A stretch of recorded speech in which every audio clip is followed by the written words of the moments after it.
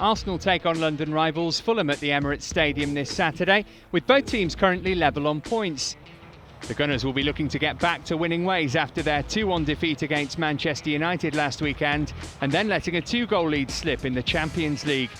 Theo Walcott started and scored in Schalke.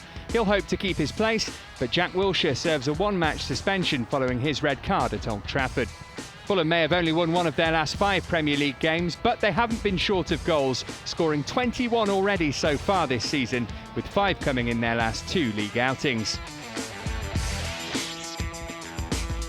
Paul Lambert's Aston Villa come into Saturday's game in good spirits after their 1-0 victory over Sunderland last weekend, which saw Gabby Agbonlahor finally end his 28-game wait for a Premier League goal. Manchester United are currently on a 4-match winning streak in the league, following their victory over Arsenal last weekend. Robin van Persie's goal against his former club was his 8th of the campaign and makes him the division's top scorer. Sir Alex celebrates his 26th year as United boss this week. His squad are boosted by the return of Chris Smalling in defence. 2 informed sides meet at the DW, where Wigan Athletic host West Bromwich Albion. Roberto Martinez's side go into this game aiming for a 3rd successive win after their 1-0 success at Tottenham. Now to have back-to-back wins against 2 very different sides and one of them being in such a difficult place like White Hart Lane is very pleasing. But in the same way, we're looking forward to the next game. West Brom is, in my eyes, the informed team in this competition. If anything, they drop a few points that they shouldn't.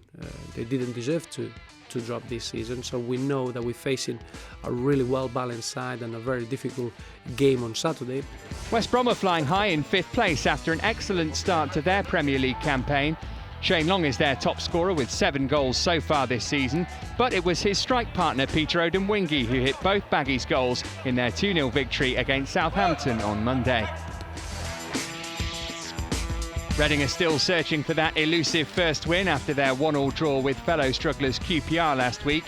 Brian McDermott's men are one of 2 teams in the Premier League yet to keep a clean sheet. Norwich are now unbeaten in 3 after their 1-0 win against Stoke, but the Canaries could be without Michael Turner and Javier Garrido, who both picked up injuries last weekend. Southampton remain rooted to the bottom of the table after losing 8 of their first 10 games. We know it's going to be challenging. As I say, it's the toughest and most desirable league to be in, the Barclays Premier League, and we're here. And no one said it was going to be easy.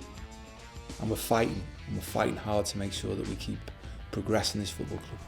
The Saints have the Premier League's worst defence, and they're in for another tough examination when they entertain a Swansea team that have lost just once in their last 5 in all competitions.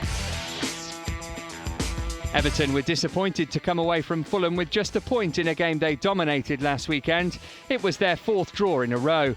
Sunderland are without a win in 4 Premier League games and are finding goals hard to come by, having scored only 1 in their last 4 games.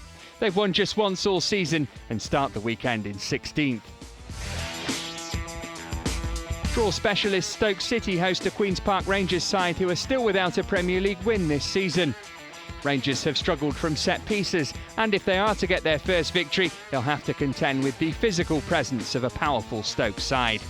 Stoke haven't won since September and will look to capitalise on their opponent's poor defensive record and will hope to gain revenge on the West Londoners, who completed the double over them last season.